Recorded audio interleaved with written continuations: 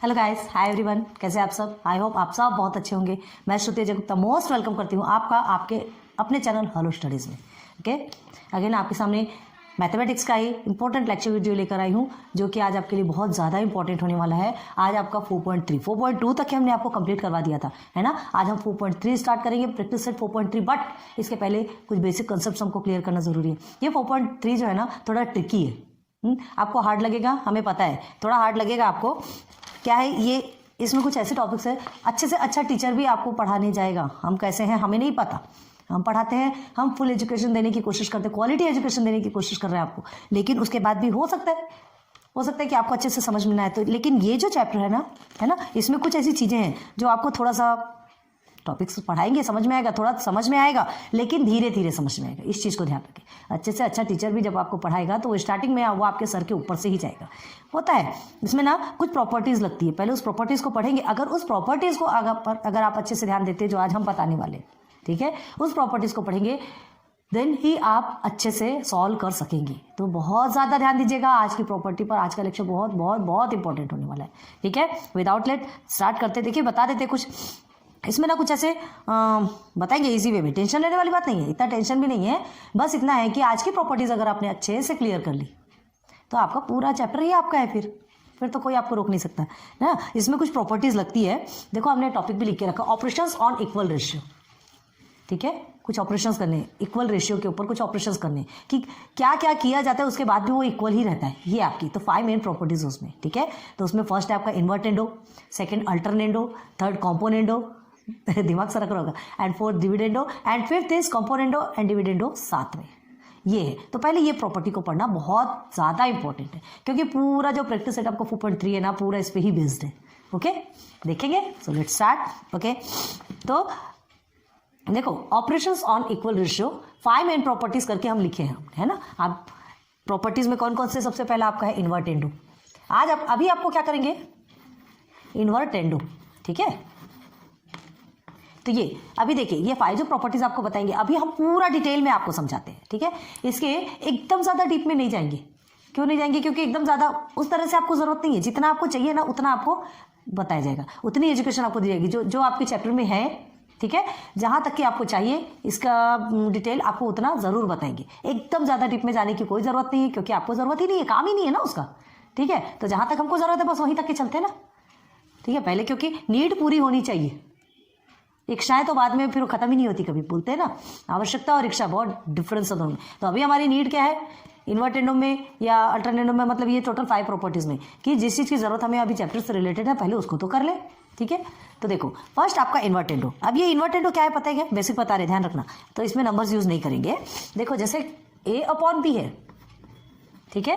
अभी आपको हम क्या बोलते हैं, डेफिनेशंस, ठीक है। अभी हम पूरा डेफिनेशन सहित लिखा देंगे, सब करा देंगे, पूरा बता देंगे। और बाद में अगेन आपको इन्वर्टेंडो और अल्टरनेंडो जो भी है, पूरी प्रॉपर्टीज को शॉर्टकट में लिखाएंगे, ताकि वो एक पेज में आपके जब रहेगा तो आप एकदम इजी वे में उसको स्पीड से देख सकते हैं, ठीक है। अभी क्या है, डेफिनेशन लिखाएंगे तो आपके 2-3 पेजेस तो भरना ही भरना है। डेफिनेशन आपको 3-4 बार पढ़ने तो पड़ेंगे ना।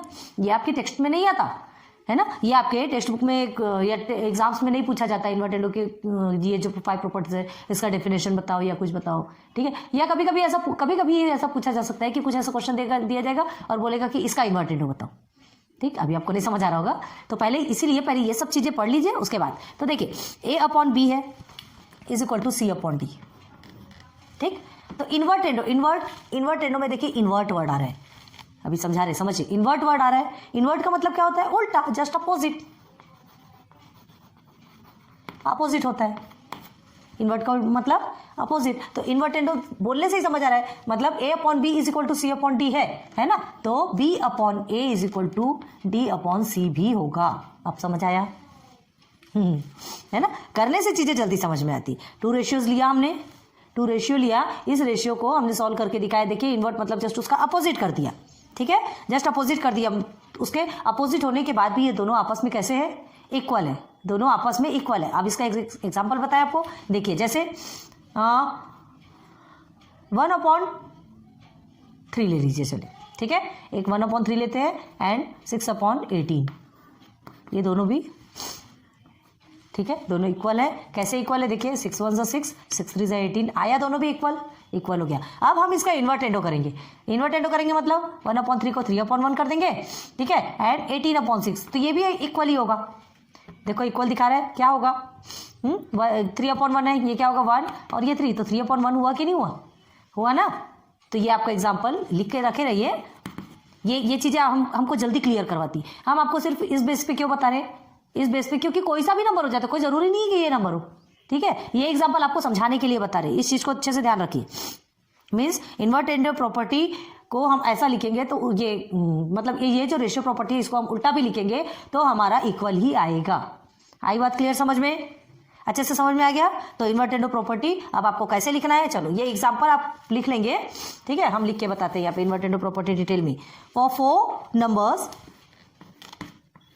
फॉर 4 नंबर्स, कौन कौन से 4 numbers, A B C D, ठीक है, ये 4 आपके नंबर्स हैं। तो उसमें क्या होगा, if A is to B, है ना, तो C is to D, ये है। देन क्या हो जाएगा, देन जस्ट अपोजिट कर लेंगे, B is to A और D is to C, ऐसा हो जाएगा, ठीक।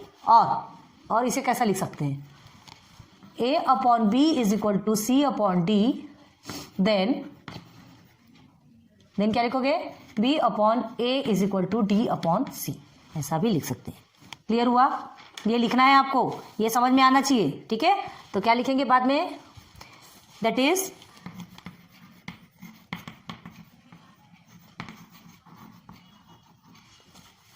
if two ratios are equal, if two ratios are equal, then their inverse ratios are also equal. Inverse मतलब उल्टा, तो उसका इनवर्स रेशियो भी क्या रहेगा, आर ऑल्सो इक्वल। हो गया क्लियर। एग्जाम्पल तो हमने आपको बता दिया था, एग्जाम्पल लिखना है तो लिख लीजिए वही 1/3 इज इक्वल टू 6/18, या आप अपने मन से भी एग्जाम्पल बना सकते हैं, है ना, हजारों एग्जाम्पल्स आपके आएंगे, ये है। और इसे ऐसे कट कर लीजिए तो आपको समझ में आ जाएगा कि क्यों इक्वल है ना। ये 1/3 के इक्वल आ गया, 1/3, 1 और 6 इक्वल नहीं है, 3 और 18 इक्वल नहीं, इसके पहले भी हमने आपको इससे रिलेटेड बताया था, लेकिन 1/3 इज इक्वल टू 6/18 है। आ गया समझ में, ठीक है। अब इसको जस्ट अपोजिट कर दीजिए, invertendo 3/1 is equal to 18/6, तो क्या आ जाएगा ये 6 1 ज़ा 6 3 ज़ा, तो 3/1 आ गया दोनों का भी, ठीक है। आई बात समझ में, बस वही है क्वेश्चन। चलो ये फर्स्ट आपका अच्छे से समझ में आया होगा, इन्वर्ट एंडो बहुत इजी वे में बताया। सेकंड है आपका अल्टरनेंडो। सेकंड क्या है, अल्टरनेंडो, इसे लिख लिया आपने, रब करें, सेकंड अल्टरनेंडो बताया। उसके बाद फिर पूरे 5 को एक साथ बताएंगे, उसे आप एक साइड किसी भी एक पेज में, ठीक है, किसी भी एक पेज में लिखिएगा तो आपको परमानेंट आपके पास रहेगा। इसे भी लिखना है, लेकिन ये क्या है, डिटेल में लिखने के कारण पेजेस एक पेजेस में नहीं आता, हमको 2-3 पेजेस पलटना पड़ता है। डेफिनेशन तो आपको लिखाएंगे ही ना, हमने क्या कहा, हमको पूरे एजुकेशन आपको देना है, डिटेल में बताना है, और बाद में उसी का शॉर्टकट लिखना है ताकि हमें स्पीड से समझना हो तो उसे देख लें। अब देखो अल्टरनेंडो, अल्टरनेट वर्ड आ रहा है ना इसमें, अल्टरनेंडो में अल्टरनेट का मतलब क्या होता है, एक के बाद एक के बाद एक के सामने वाला, जस्ट उसके सामने वाला, है ना। आप जैसे ये इसमें लेते हैं, समझ लो ये 2 एंगल है, तो ये अल्टरनेट एंगल हो गए, होता है अल्टरनेट एंगल है दोनों भी। तो हम क्या करेंगे, अल्टरनेंडो, तो अल्टरनेंडो में क्या होता है, एग्जाम्पल है A/B है इज इक्वल टू C/D है, ठीक। तो ये जो रेशियो आपको गिवन है इसको कैसे लिखेंगे तो भी इक्वल होगा। देखिए ये जो डिनोमिनेटर है ये न्यूमरेटर में चला जाएगा, ये न्यूमरेटर इधर के डिनोमिनेटर A और D सेम रहेंगे। या तो फिर उसको इस तरह से भी समझा जा सकता है कि A और C एक साथ हो जाएंगे और B और D एक साथ हो जाएंगे, ऐसा भी कहा जा सकता है, ठीक है। तो देखो कैसे लिखेंगे, A/C is equal to B/D। Clear है, एक साइड का ही जो है आपका चेंज होगा, ये A और D आपका एज इट इज है कि नहीं। अब इसी को एक एग्जांपल से, मतलब वही सेम ही एग्जांपल देंगे ताकि आपको जल्दी समझ में आए कि किसी भी तरह से उसे आड़ा टेढ़ा ऊपर नीचे काटो पीटो कुछ भी करो, लेकिन वो इक्वल ही होता है। ठीक है, तो अभी हमने वही एग्जाम्पल लिया था क्या, 1/3 इज इक्वल टू 6/18 का एग्जाम्पल लिया था। अब इसे ही करते हैं, करिए, क्या करेंगे आप, ठीक है, इसे ही आपको चेंज करना है, या तो फिर ये बोलो कि ये दोनों को एक साथ लेना है, ये दोनों को एक साथ लेना है, मतलब एक ही है। तो देखो 1/6 ले लिया हमने, इज इक्वल टू क्या होगा 3/18, ठीक है। अब देख लीजिए आप आंसर क्या होगा, 3 1 3, 3 6 18, आया 1/6 आया ना, ये अल्टरनेंडो, ठीक है, समझ में आ रहा है अल्टरनेंडो, मतलब ये जो इन्वर्टेंडो है, इन्वर्टेंडो का जस्ट जो अपोजिट जिसको बोलते हैं, इन्वर्टेंडो में हमने क्या किया, उसको जस्ट अपोजिट किया, है ना, ऊपर नीचे का ऊपर, ऊपर का नीचे कर दिया। अब ये यहाँ पर क्या करना है, अल्टरनेंडो में सामने वाला रेशियो लेना है ना, ये सामने वाला रेशियो लेना है, बस क्लियर हो गया। चलो अब ये एग्जाम्पल देख लिया आपने, अभी हमने समझाने के लिए बताया, अब जो लिखाते हैं वो आपको लिखना है और फिर ये एग्जाम्पल को भी साथ में रखना है। पहले इसीलिए एग्जाम्पल बता रहे हैं, डायरेक्ट डेफिनेशन लिखाएंगे ना तो सिर में घुसेगा ही नहीं, पल्ले ही नहीं पढ़ने वाला, इसलिए ये एग्जाम्पल बताया। अब आप डेफिनेशन लिखे तो चीजें अच्छे समझ में आएगी। If the two ratios are given, लिखते चलिए, if the two ratios are given, ये लिखना बहुत जरूरी है ना, ये लिखेंगे तब आपको चीजें जल्दी क्लियर होगी। And the values in both the ratio,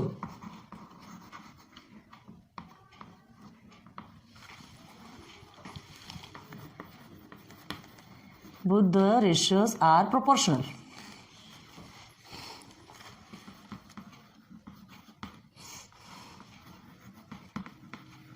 ठीक है, टू रेशियोज गिवन है, अभी हमने आपको बताया, and the values in the both ratios are proportional, दोनों रेशियो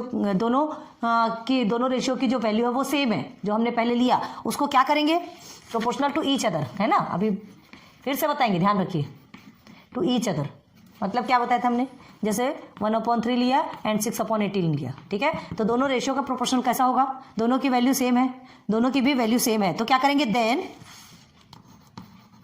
यहां तक आपको समझ आया ना, ये इसका एग्जांपल है। देन आप लॉ यूज करेंगे, देन इन दिस लॉ, कौन सा, alternendo, then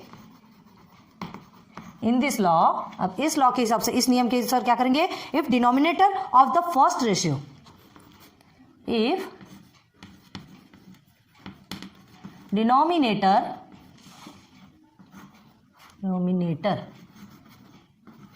of the first ratio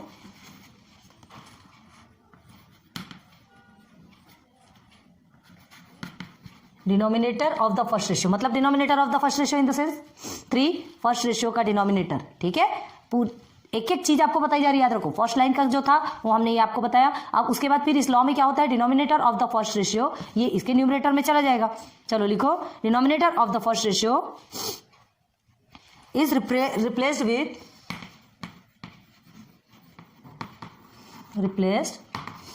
with replace कहाँ हो जाएगा, न्यूमरेटर में, with the numerator of the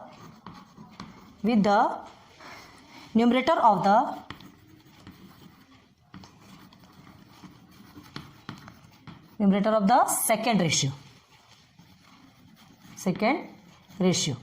मतलब denominator of the first ratio is replaced with numerator of the second ratio, ये replaced हो जाएगा। रिप्लेस्ड मतलब क्या हो जाता है, इसका ये इधर आ जाएगा और ये इधर आ जाएगा। यहां तक समझ आया, एक एक चीज बता रहे हैं, बहुत ध्यान दीजिए, कोई नहीं समझाएगा, इतना अच्छे से बता रहे हैं क्योंकि हमारी इच्छा है कि आप बहुत अच्छे से पढ़े, आपको एक एक चीजें क्लियर हो, ठीक है। तो देखो, फर्स्ट रेशियो डिनोमिनेटर का जो फर्स्ट रेशियो का जो डिनोमिनेटर है वो सेकेंड रेशियो के न्यूमरेटर के साथ रिप्लेस्ड हो जाएगा, ठीक है। तो भी क्या होगा, द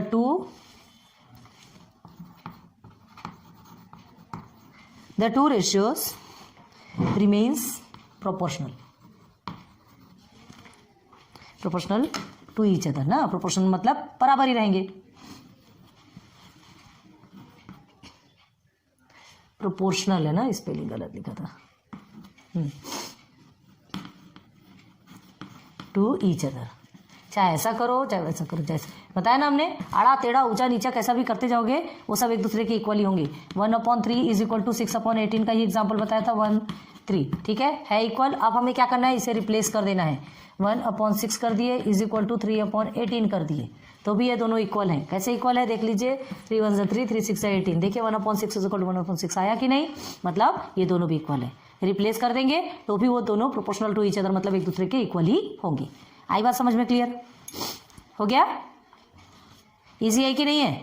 तो अल्टरनेटो, तो आप क्या लिखेंगे इसके लिए? देखो, if A is to B, ठीक है, सी इज टू डी, ठीक है, तो देन क्या हो जाएगा? देखो बता रहे हैं, then A is to C, हाँ, A is to C, then B is to D. A और डी चेंज नहीं होगा, ठीक है, इसका न्यूमरेटर और डिनोमिनेटर चेंज होता है। अब इसी को कैसे लिख सकते हैं? कैसे लिख सकते हैं? और A upon B is equal to C upon D, then ये रिप्लेस हो रहा है, ठीक है, A upon C is equal to B upon D, तो भी ये इक्वल ही होगा। बस ये आपका हो गया अल्टरनेटिव, सेकेंड प्रॉपर्टी कंप्लीट। समझ आ रहा है ना? हाँ, ये इसलिए डेफिनेशन देते, ये चीज़ें देखने के बाद हमको बहुत जल्दी चीज़ें क्लियर होती है, ठीक है। ओके, देन सॉरी, हमने यहाँ पे 2 लिखना भूल गए थे। ये आपका सेकेंड है अल्टरनेटिव, लिख लीजिए। सेकेंड है आपका अल्टरनेटिव। पहला आपने इन्वर्टेंडो देखा, इन्वर्टेंडो में दोनों भी रेशियोज को अपोजिट कर देंगे तो भी हमारा आंसर सेम आने वाला है, इक्वल आने वाला है। सेकेंड आपका अल्टरनेटिव में क्या करेंगे?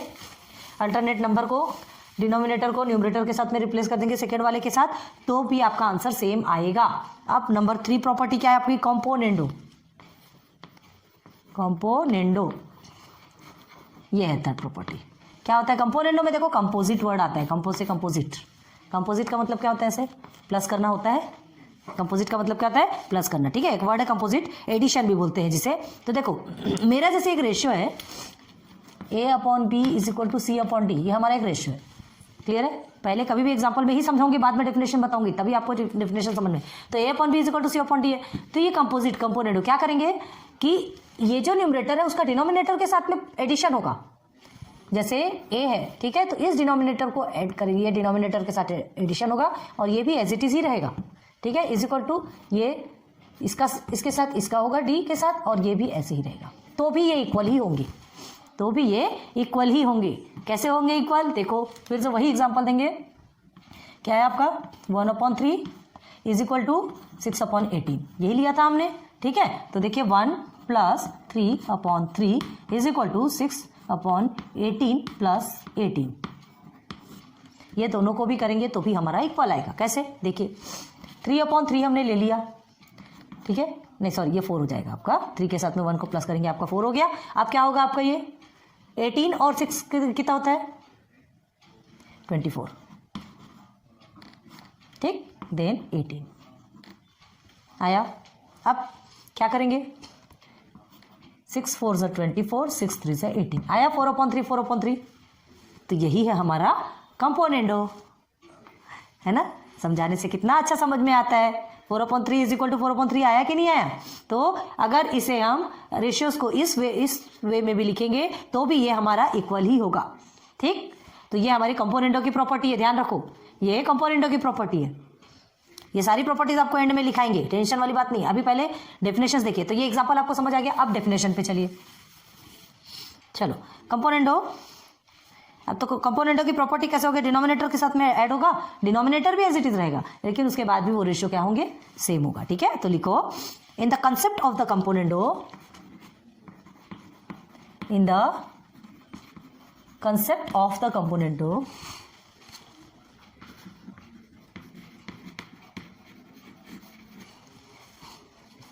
the fundamental rule, the fundamental rule क्या है? is if क्या होगा? a is to b is to c is to d, ऐसा रहेगा, ठीक है। देन क्या होगा? a का किसके साथ में? b के साथ में ना। देन a + b, ठीक है, is to b divided by c + d is to d।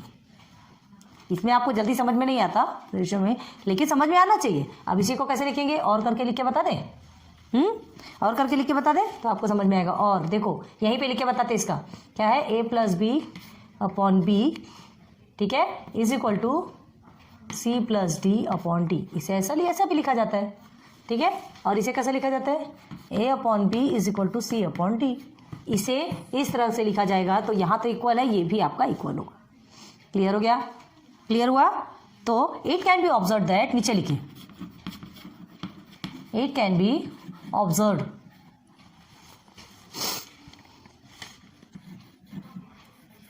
तो BSERVED, it can be observe that, क्या ऑब्जर्व होगा, that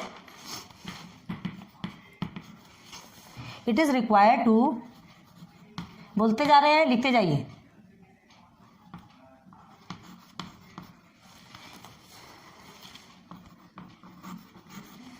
add the denominator to the numerator, denominator to the numerator,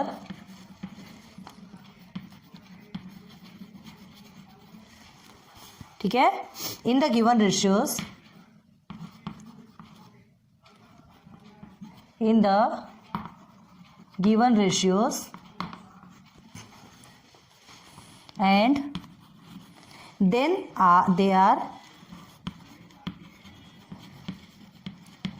they are equal, equal मतलब क्या होता है, एक समान, लिख देते हैं हिंदी में, ध्यान दो, इक्वल मतलब एक समान। मतलब देखो, it can be observe that, है ना, it is required to add the denominator to the numerator in the given ratio. मतलब क्या करेंगे, ये जो डिनोमिनेटर है उसको न्यूमरेटर के साथ में ऐड करेंगे, ठीक है। तो जो हमारा आंसर आएगा वो भी हमारा इक्वल ही होगा, ये दोनों भी हमारा क्या होगा, इक्वल ही होगा, एक समान ही होगा, एक जैसा ही होगा। हो गया क्लियर। तो ये आपको थर्ड प्रॉपर्टी कंपोनेंट हो क्लियर, ठीक है। समझ में आ रहा है ना, उम्मीद कर रही हूँ बहुत अच्छे से समझ में आ रहा होगा कि पहले हम एग्जाम्पल बता रहे हैं, उसके बाद फिर आपको ये डिटेल में लेके चल रहे हैं। चलो नाउ फोर्थ प्रॉपर्टी क्या है आपकी, डिविडेंडो। नाम तो एक से एक है, हंसी भी आ रही होगी सुन के, ठीक है। लेकिन बताइए हमारे मैथमेटिशियंस ने, प्यारे प्यारे मैथमेटिशियंस ने कितनी मेहनत की है आपके लिए, आपको सिर्फ और सिर्फ क्या किया है, उन्होंने इतनी मेहनत करके ये सारी प्रॉपर्टीज बनाई, आपको एज इट इज थाली में परोसे जैसा दे दिया, बस आपको हाथ और मुंह की लड़ाई स्टार्ट करना है। हाथ मुंह की लड़ाई समझते हो ना, क्या पता समझते हो कि नहीं समझते हो, तो कमेंट सेक्शन पे भेजो, देखते हैं हमको भी कि आपको समझ में आ रहा कि नहीं। चलिए आपके लिए ये एक टास्क है, हाथ और मुंह की लड़ाई का मतलब क्या हुआ, भेजिएगा कमेंट सेक्शन पे। डिविडेंडो, ये होता है डिविडेंडो। अब देखो डिविडेंडो कंपोनेंट का जस्ट अपोजिट, ठीक है। कंपोनेंटो में आपका प्लस करना था, ऐड करना था डिनोमिनेटर के साथ में, और डिविडेंडो में डिनोमिनेटर के साथ में माइनस करना है, तो भी आपका आंसर क्या होगा, सेम आएगा। फिर वही एग्जांपल लेते, देखो कैसे रखना है, ए माइनस, ये ए अपॉन बी आपने लिया, इसी के साथ में माइनस कर दीजिए, ठीक है, is equal to C upon D ने आपने लिया, तो इस डी के साथ इसका माइनस कर दीजिए, तो भी आपका आंसर इक्वल ही आएगा, ठीक है। देख लीजिए 1/3 है, तो 3 के साथ में आपने माइनस कर दिया, इज इक्वल टू 6/18 लिया था ना हमने, तो ये आपको आपने क्या किया, हाँ 18 के साथ में आपने माइनस कर दिया, 18 के साथ में हमने माइनस कर दिया। क्लियर हो गया। अब देखिए क्या करना है, माइनस करेंगे तो आपका आंसर कितना आता है, ये आपका कितना आएगा 3 - 1, आप करेंगे तो कितना आएगा आपका आंसर -2/3। क्लियर है। अब 6 - 18 करेंगे तो कितना आएगा आपका आंसर 12, -12 आएगा, -12/18 आएगा ना, -12/18। अब क्या ये दोनों भी इक्वल है ना, है इक्वल। आपको नहीं समझ आ रहा कैसे इक्वल है, देखिए ये 6 × 2 = 12 एंड 6 × 3 = 18, -2/3 आया कि नहीं आया, आया कि नहीं। तो यही है डिविडेंडो की प्रॉपर्टी, माइनस भी करते हैं तो भी हमारा आंसर इक्वल ही आता है, ठीक। मतलब -2/3 = -12/18 हम बोलेंगे, क्यों बोलेंगे, -2 और -12 इक्वल नहीं है, 3 और 18 इक्वल नहीं है, लेकिन जब ये साथ साथ में होंगे तो ये दोनों भी एक दूसरे के इक्वल होंगे। इसे रिड्यूस करके देखिए हमारा -2/3 ही आ रहा है। क्लियर है, समझ आ गया यहाँ तक है। तो चलो डिविडेंडो के डेफिनेशंस देखेंगे आगे, एग्जाम्पल्स क्लियर होते हैं तो डेफिनेशन अपने आप क्लियर हो जाते हैं, ठीक है। देखो इन द डिविडेंडो रूल लिखिए, in the dividendo rule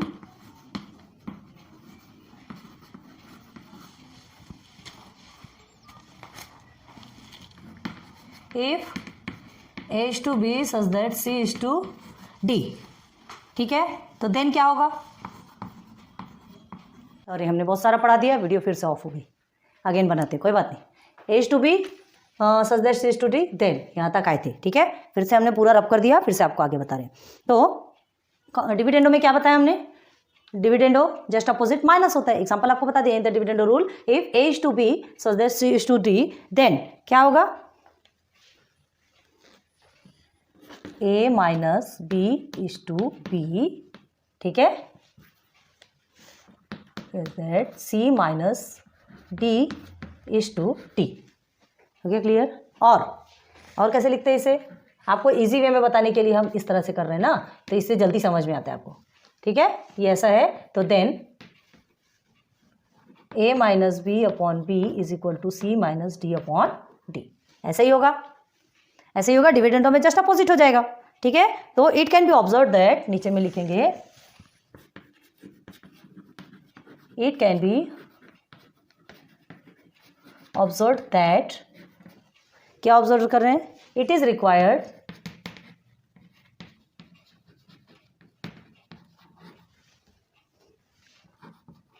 to subtract, minus कर रहे हैं ना, माइनस हो रहा है देखो ऊपर, सब्ट्रैक्ट द डिनोमिनेटर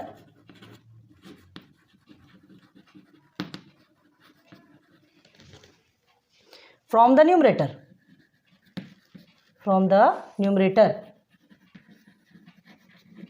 डिनोमिनेटर को न्यूमरेटर के साथ में क्या करते हैं, इस डिनोमिनेटर को न्यूमरेटर के साथ में सब्ट्रैक्ट करते हैं, ठीक है, इन the given ratio.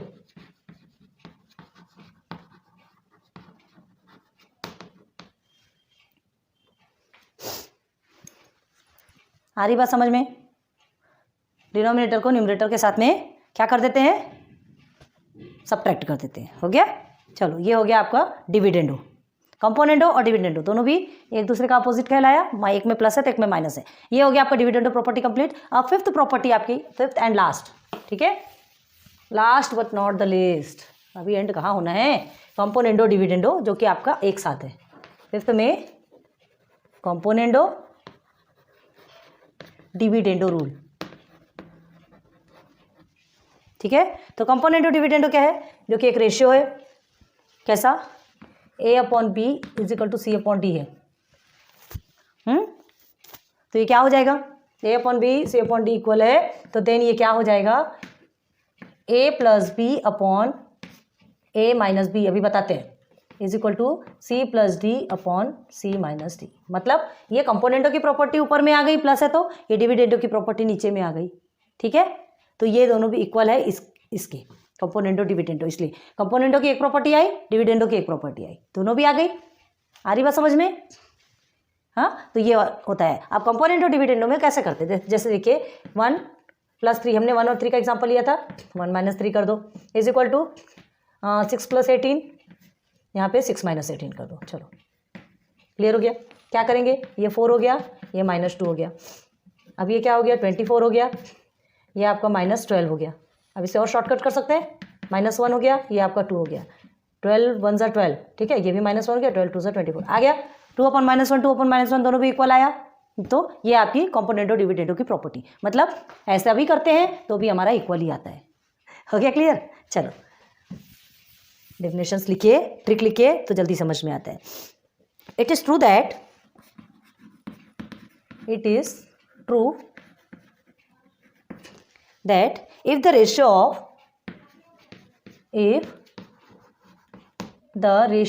of A to B, ठीक है, is equal to C to D, A to B is equal to C to D, ठीक है, then the ratio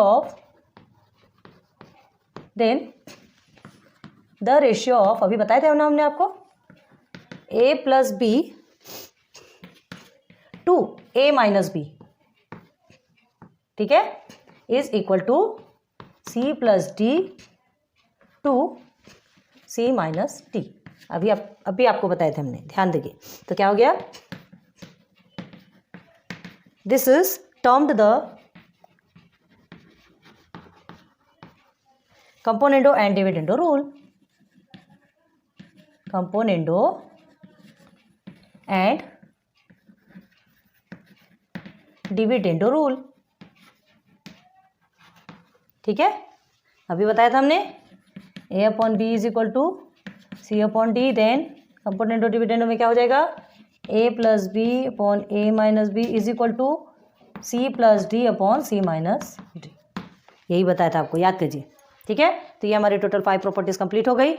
ठीक है, उम्मीद करती हूँ कि आपको बहुत अच्छे से समझ में आया होगा। बहुत ध्यान दीजिए और ये आपको कंप्लीट कर लीजिए। इसके बाद आपको एक शॉर्टकट बताएंगे, शॉर्टकट इन द सेंस जो कि हमने कहा था ना कि एक ही पेज में आपका कंप्लीट ऑल ओवर आपका एक ही पेज में आएगा। अभी तो आपको इसको 2, 3, 4 टाइम्स आपको ये पढ़ना पड़ेगा। अब उसके बाद फिर वो शॉर्ट ट्रिक अगर आप एक बार देख लेंगे, ठीक है, तब फिर आपको ये बड़ी ट्रिक पढ़ने की जरूरत नहीं है। बड़ी ट्रिक पहले पढ़ना पड़ेगा ना, डिटेल में देखना पड़ेगा, डेफिनेशन देखना पड़ेगा। उसके बाद जब वो शॉर्ट ट्रिक आप पढ़ेंगे तो आपको तुरंत समझ में आ जाएगा। बाद में तो शॉर्ट ट्रिक की भी जरूरत नहीं पड़ेगी। तो शॉर्ट ट्रिक क्या है, हमको एक ही पेज में इजीली मिल जाता है तो ज़्यादा अच्छा होता है। ठीक है, सो पहले इसे नोट डाउन कर लीजिए।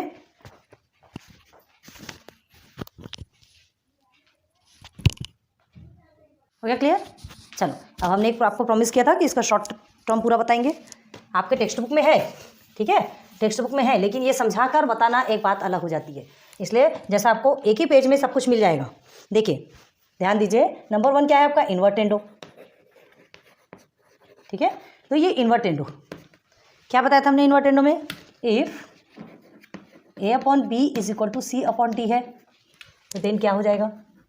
इन्वर्टेंडो में क्या होता है पता है आपको, just opposite, B upon A is equal to D upon C, ये भी आपका इक्वल होगा। क्लियर है? ओके, देन सेकेंड आपका क्या है, अल्टरनेंडो। अल्टरनेंडो क्या बताया था, अल्टरनेट है ना, मतलब जो डिनोमिनेटर और न्यूमरेटर रिप्लेस्ड हो जाता है एक। तो इफ ये आपका सब में सेम रहेगा, A upon B is equal to C upon T है, देन क्या हो जाएगा, देन आपका ये और ये रिप्लेस हो जाएगा। ठीक है, तो A upon C is equal to B upon T, इसमें भी इक्वल होगा। नंबर 3 आपका कॉम्पोनेंडो अभी हमने डिटेल में पूरा बता दिया, इसलिए अब ये चीज़ आपको जल्दी समझ में आएगी, है ना। इफ कंपोनेंडो में कंपोजिट एडिशन बताया था आपको, तो if A upon B is equal to C upon D, then first से सब में सेम रहेगा ना, तो उसके बाद फिर क्या हो जाएगा कंपोनेंटो में, डिनोमिनेटर न्यूमरेटर के साथ में प्लस हो जाएगा। ठीक है, उसके बाद भी वो इक्वल ही रहेगा। क्लियर हो गया? नाउ नंबर 4 डिविडेंडो है 4 में, है ना, डिविडेंडो है 4 में, तो डिविडेंडो में क्या करेंगे, minus if A upon B is equal to C upon D, then देखो कितना इजी में, जस्ट इसका अपोजिट ए प्लस बी है तो A minus B upon B is equal to C minus D upon T. हो गया clear? Now last property is componendo dividendo, यही है आपकी। तो इसमें क्या है, if A upon B is equal to C upon D है, तो देन देखो इसमें क्या होता है बताया था हमने, एक कंपोनेंडो की एक प्रॉपर्टी और डिविडेंडो की एक प्रॉपर्टी आएगी। ठीक है, तो कंपोनेंडो की एक प्रॉपर्टी ए प्लस बी आ जाएगी, डिविडेंडो की डिविडेंडो की एक प्रॉपर्टी डिनोमिनेटर में आएगी। ठीक है, इज इक्वल टू फिर सी plus D upon C minus D, और ये भी इक्वल ही होंगे। हमने एक ही एग्जाम्पल दे करके आपको सारे प्रॉब्लम सॉल्व करवाए हैं। तो ये आपकी 5 प्रॉपर्टी है, ये एक ही पेज में इसे पूरा अप टू डेट लिख लीजिए। और इसके बाद नेक्स्ट हम लेक्चर नंबर 2 में, ठीक है, ये तो आपका लेक्चर नंबर 1 हो गया, लेक्चर नंबर 2 में फिर आपको प्रैक्टिस सेट में चलेंगे, कुछ एग्जांपल्स आपको क्लियर करवाएंगे और उसके बाद फिर सीधे सीधे प्रैक्टिस सेट पे चलेंगे। सो प्लीज़ इन चीज़ों को, ये जो प्रॉपर्टीज, अगर ये प्रॉपर्टीज़ आपको नहीं आएगी, आप कुछ भी सॉल्व नहीं कर पाएंगे। So please please please I request you, ये वीडियो ज़रूर से ज़रूर देखें एंड बहुत अच्छे से इसे प्रैक्टिस कीजिए। ठीक है, उसके बाद ही आप 4.3 क्लियर कर पाएंगे। So good luck, best of luck, exams नज़दीक आ रहे हैं, बहुत अच्छे से पढ़ाई कीजिए, बहुत अच्छे से ध्यान दीजिए, सारी प्रॉपर्टीज अच्छे से क्लियर कर लीजिए। प्रॉपर्टीज एक बार क्लियर हो गई, आप क्वेश्चन आंसर आराम से सॉल्व कर सकते हैं। ठीक है, so thanks for watching my videos, फिर मिलेंगे नेक्स्ट लेक्चर पे। Good luck, good bye.